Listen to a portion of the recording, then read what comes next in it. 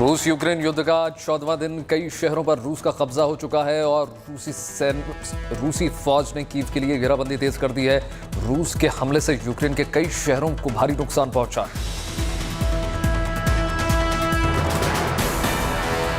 Poland ने America के पास एक प्रस्ताव भेजा है जिसके तहत वो अपने MiG-29 लड़ाकू विमानों को अमेरिका के जरिए यूक्रेन को देगा, लेकिन अमेरिका ने पोलैंड के इस प्रस्ताव को नकार दिया है और इसे नेटो गठबंधन के लिए चिंता का विषय बताया है। पेंटागन ने कहा है कि पोलैंड द्वारा अपने MiG-29 लड़ाकू विमानों को जल्द भेजा जाए। इंटरनेशनल एटॉमिक एनर्जी एजेंसी ने कहा है कि वो यूक्रेनी चेर्नोबिल परमाणु ऊर्जा केंद्र पर नजर नहीं रख पा रहे हैं। रूसी सेना के चेर्नोबिल पर कब्जे के बाद अंतर्राष्ट्रीय परमाणु ऊर्जा एजेंसी ने पहले भी रूस पर आरोप लगाया था कि रूस ने परमाणु ऊर्जा से संबंधित सभी जानकारी पर रोक के लिए संचार साधनों को रोक दिया है। तमाम तरह के प्रतिबंधों का सामना कर रहे रूस में पैसा निकालने के लिए मॉस्को के एटमी ATM के बाहर लोगों की भारी भीड़ लग चुकी है ताकि वो ज्यादा से ज्यादा पैसा निकाल सके। इसी को देखते हुए रूसी सरकार के आदेश के बाद सेंट्रल बैंक ऑफ रशिया ने $10,000 से ज्यादा की निकासी पर रोक लगा दी है। हालांकि ग्राहकों को ये सुविधा जरूर दी गई है कि वो बाकी का पैसा रूबल में ले सकते हैं। यूक्रेन को मानवीय सहायता के रूप में $14 बिलियन मिलने की उम्मीद है क्योंकि अमेरिका और यूरोपियन यूनियन के देश यूक्रेन की मदद के लिए आगे आए हैं। रूस के हमले से यूक्रेन में भयानक विनाश हुआ है जो दूसरे विश्व युद्ध के बाद सबसे ज्यादा खराब हालात हैं, जिससे शरणार्थी संकट भी पैदा हो गया है। इसी को देखते हुए अमेरिका के डेमोक्रेटिक और रिपब्लिक सांसदों ने यूक्रेन की सहायता के लिए ठोस पहल की है। यूक्रेन के राष्ट्रपति ज़ेलेंस्की ने एक बार फिर से रूस को ठेंगा दिखाने की कोशिश की है। ज़ेलेंस्की ने कहा है कि दुनिया रूस के भविष्य के बारे में ना ही सोच रही है और ना ही बात कर रही है, वो यूक्रेन के बारे में बात कर रही है। वो हमारी मदद करना चाहते हैं। युद्ध के बारे में दुनिया हमारी अर्थव्यवस्था को सहायता देने के लिए लगातार तैयार है। यूक्रेन पर हमला करने के चलते रूस पर दुनिया के कई देश कई तरह के प्रतिबंधों का ऐलान कर चुके हैं, जिसके बाद रूस दुनिया में सबसे ज्यादा पाबंदियां झेलने वाला देश बन गया है। अब तक रूस पर 5,530 से ज्यादा पाबंदियां लग चुकी हैं। कई कंपनियों के रूस छोड़ने के बाद McDonald's, Starbucks, Coca Cola, PepsiCo और जनरल इलेक्ट्रिक ने भी यह ऐलान कर दिया है कि वो यूक्रेन पर रूसी हमले के बाद रूस में अपना कारोबार रोक रही है।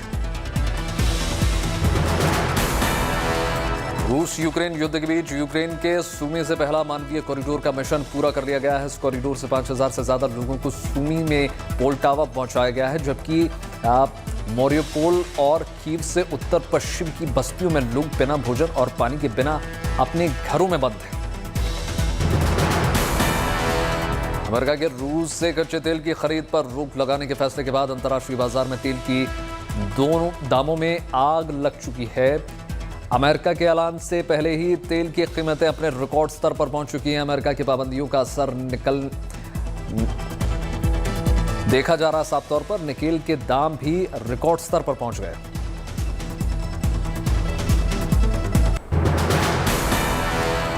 सूत्रों के हवाले से खबर है कि अमेरिका के वाणिज्य विभाग ने चीन की उन कंपनियों पर कार्रवाई की धमकी दी है जिन्होंने रूस पर अमेरिका की पाबंदियों के बाद अपना काम रूस में नहीं रोका है और रूस को अपने प्रोडक्ट्स निर्यात कर रहे हैं।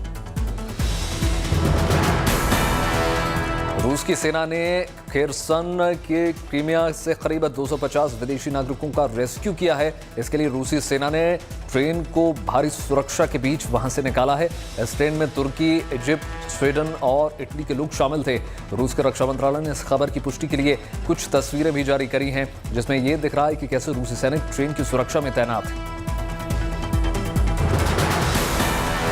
यूक्रेन में रूस के हमले के लिए खिलाफ पश्चिमी देशों और अमेरिका के प्रतिबंधों के बाद कई बड़ी कंपनियां भी अब एक्शन मोड में नजर आ रही हैं। इसी कड़ी में KFC और पिज़्ज़ा हट ने रूस में अपना कारोबार सस्पेंड करने का फैसला कर लिया है। इससे पहले कई कंपनियों ने रूस से अपना कारोबार समेट लिया है।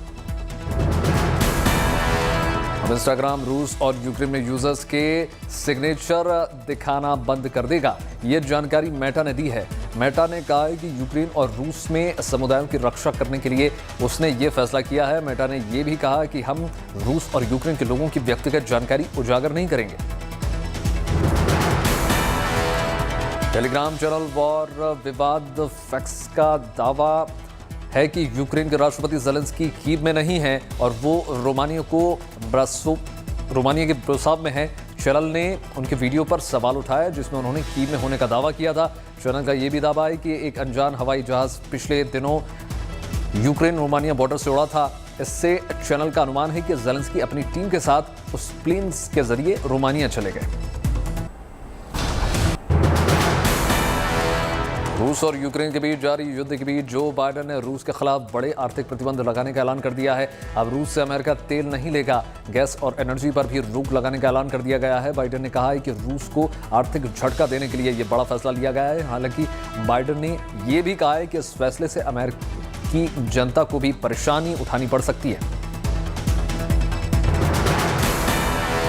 ज़ेलेंस्की ने अमेरिका के फैसले का स्वागत करते हुए कहा कि पुतिन की वार मिशन को झटका देने के लिए तेल, गैस और कोयला खरीदने पर रोक लगाने के लिए अमेरिका का शुक्रिया। अमेरिका के बाद ब्रिटेन ने भी ऐलान कर दिया है कि इस साल के अंत तक रूस के साथ तेल आयात बंद कर दिया जाएगा।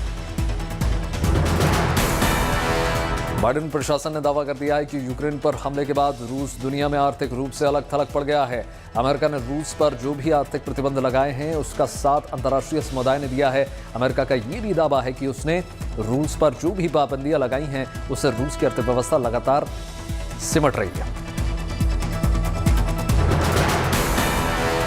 अमेरिका के फैसले पर रूस ने कड़ी प्रतिक्रिया दी है और कहा है कि ये आर्थिक परमाणु युद्ध है और अब तक के इतिहास में लगाया गया सबसे बड़ा आर्थिक प्रतिबंध भी है।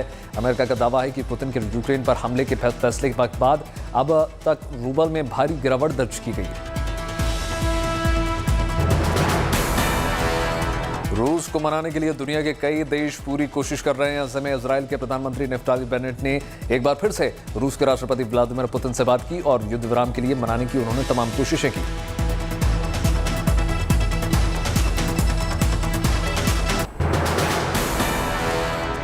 रूस यूक्रेन में जारी जंग के बीच भारत के लिए एक गुड न्यूज आई है। यूक्रेन में फंसे करीब सभी भारतीयों को सुरक्षित वापसी हो चुकी है। सूमे में फंसे करीब 700 छात्रों को भी सुरक्षित निकाला जा चुका है। रूसी फौज और यूक्रेन सेना के बीच गोलीबारी के बीच पिछले 12 दिनों से ये छात्र फंसे हुए थे। भारतीय छात्रों को बसों के जरिए सूमे से निकाला गया। इस दौरान रेड क्रॉस और भारतीय दूतावास के अधिकारी भी मौजूद रहे।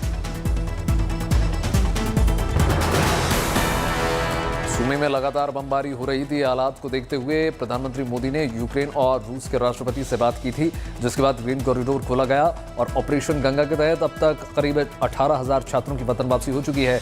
इसके लिए एयर इंडिया के साथ वायुसेना के विमानों का भी इस्तेमाल किया गया।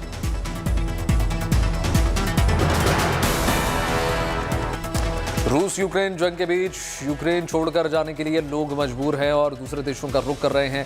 ऐसे लोगों के बारे में संयुक्त राष्ट्र ने बड़ा दावा कर दिया है और कहा दिया है कि अब तक 20 लाख से ज्यादा लोग यूक्रेन छोड़कर दूसरे देशों में पनाह ले चुके हैं।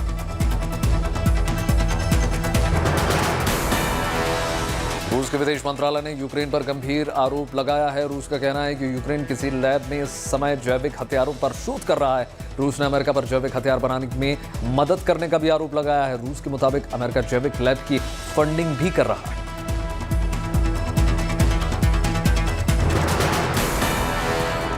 रूस की पर फाइनल हमला करने की तैयारी में है। सूत्रों के हवाले से खबर है कि रूसी कमांडोज की पर कब्जे के लिए रणनीति बना रहे हैं। वैसे अब तक रूसी हमले में 400 से ज्यादा नागरिक हताहत हुए हैं और रूसी फौज के हमले यूक्रेन को बर्बादी के कगार पर पहुंचा रहे हैं।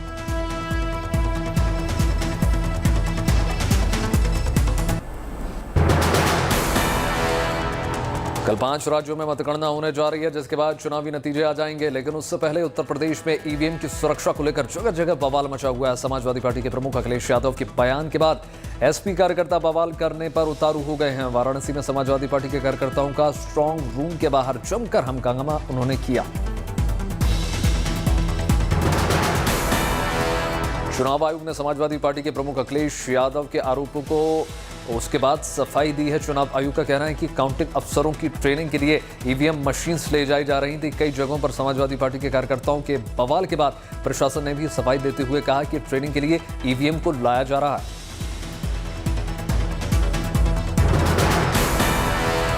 बांदा में भी मतगणना केंद्र पर बड़ी संख्या में समाजवादी पार्टी के नेता और कार्यकर्ता पहुंच गए और जमकर बवाल मचाया। यही नहीं, जब सीईओ उनको समझाने गए तो उनसे एसपी कार्यकर्ताओं की तीखी बहस भी हो गई। इस घटना के बाद भारी पुलिस बल तैनात कर दिया गया। अखिलेश यादव की अपील पर इटावा में भी मतगणना केंद्रों पर समाजवादी पार्टी के कार्यकर्ता पाए गए और प्रशासन के खिलाफ नारेबाजी उन्होंने की। एसपी कार्यकर्ता स्ट्रांग रूम के बाहर ढोल मजीरा लेकर भजन कीर्तन भी करते हुए नजर आए। फतेहपुर में भी काउंटिंग सेंटर पर समाजवादी पार्टी के उम्मीदवारों और कार्यकर्ताओं का हुजूम उमड़ पड़ा।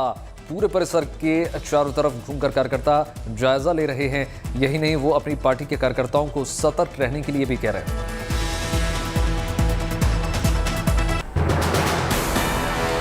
प्रयागराज में मतगणना के लिए 1200 कर्मचारियों को प्रशिक्षित किया गया है। ईवीएम से जुड़ी बारीक जानकारियां दी गई हैं। उत्तर प्रदेश कल मतगणना होने जा रही है।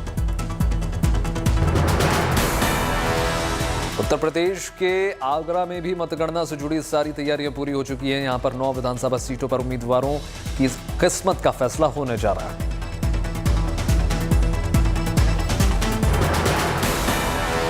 शिकोहाबाद में मतगणना स्थल के बाहर समाजवादी पार्टी के पूर्व सांसद ने डेरा जमा लिया है, लेकिन समाजवादी पार्टी के प्रमुख अखिलेश यादव के आरोप के पहले ही जिला प्रशासन ने सुरक्षा के कड़े इंतजाम कर रखे थे।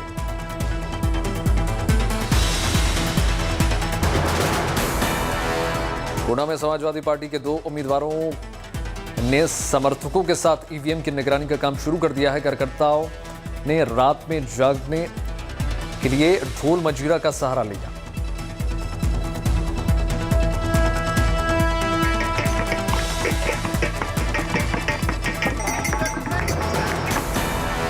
मेरठ के स्तरों सीट से उम्मीदवार ने दूरबीन वाला जुगाड़ निकाला है और ईवीएम में किसी भी तरह की गड़बड़ी पर नजर रखने के लिए दूरबीन का इस्तेमाल कर रहे हैं।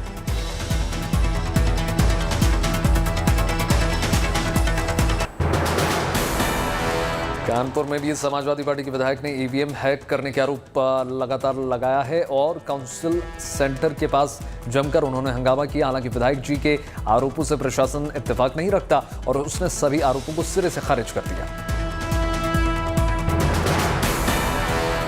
बरेली में मतगणना स्थल के बाहर कूड़े की गाड़ी में बैलेट पेपर से भरे 3 संदूक मिलने से हड़कंप मच गया।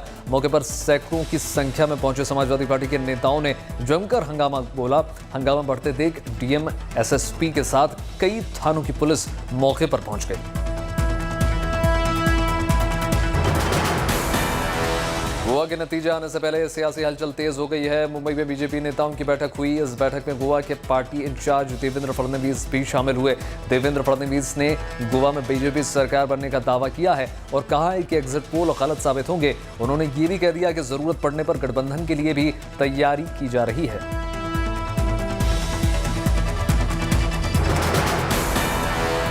पंजाब के नतीजों को लेकर पूर्व मुख्यमंत्री और पंजाब लोक कांग्रेस के अध्यक्ष कैप्टन अमरिंदर सिंह जरा भी टेंशन में दिखाई नहीं नजर आ रहे। उन्होंने अपने फार्म हाउस पर एक गजल गुनगुनाते देखा गया।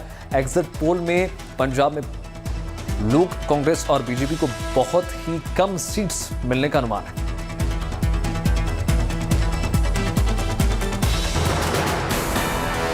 पंजाब में हुए चुनाव के नतीजे कल आएंगे, लेकिन उससे पहले ही कई सियासी दलों की ओर से लड्डुओं के ऑर्डर आने शुरू हो चुके हैं। पंजाब के हलवाई एसोसिएशन का कहना है कि उन्हें भारी मात्रा में ऑर्डर प्राप्त हुए हैं।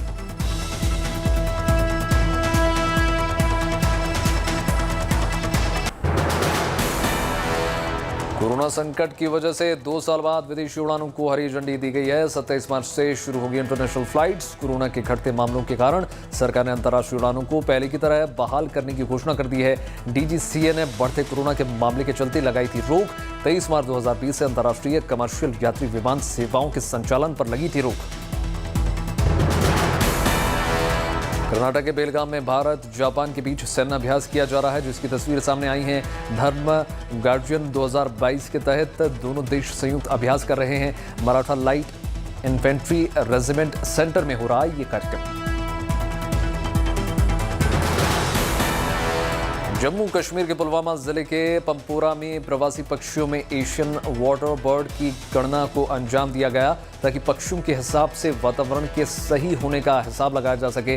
इस इलाके में जाड़े में कई तरह के प्रवासी पक्षी अपना आशियाना बनाते हैं। ओएनजीसी के राजमुंद्री प्लांट में एक ऐसा रिग बनाया गया है जो 6000 मीटर तक की खुदाई कर सकता है। ऐसा कारनामा किया है एक भारतीय कंपनी ने। मेगा इंजीनियरिंग एंड इंफ्रास्ट्रक्चर इससे पहले 2000 और 3000 की क्षमता वाली रिग बना चुकी है। नॉर्थ ईस्ट फ्रंटियर रेलवे ने गुवाहाटी के कामाख्या कोच मेंटेनेंस डिपो में पहला ऑटोमेटिक कोच वॉशिंग प्लांट लगा दिया है। रेलवे ने इस इको फ्रेंडली पहल से कई चरणों में रेलवे कोच की सफाई होगी और इससे पानी ही नहीं, खर्च में भी कटौती हो सकेगी।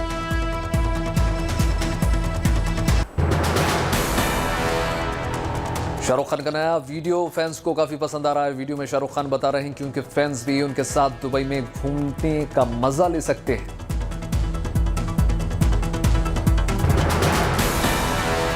सलमान खान ने एक बार फिर पेंटिंग का हुनर दिखाया और मां के नाम स्पेशल मैसेज शेयर किया है। सलमान ने सोशल मीडिया पर पेंटिंग करते हुए वीडियो भी शेयर किया। फैंस सलमान की आर्ट से काफी इंप्रेस नजर आ रहे हैं। सास की गोद में बैठे हुए कैटरीना कैफ का एक वीडियो सोशल मीडिया पर इन दिनों वायरल हो रहा है। इस वीडियो को विकी कौशल ने शेयर कर लिखा है, मेरी ताकत मेरी दुनिया। ग्रीन ड्रेस में शिवानी का फरहान संग ग्लैमरस फोटोशूट सामने आया है। हील्स निकालकर पहने स्नीकर्स, फैंस बोले वाइब सही है।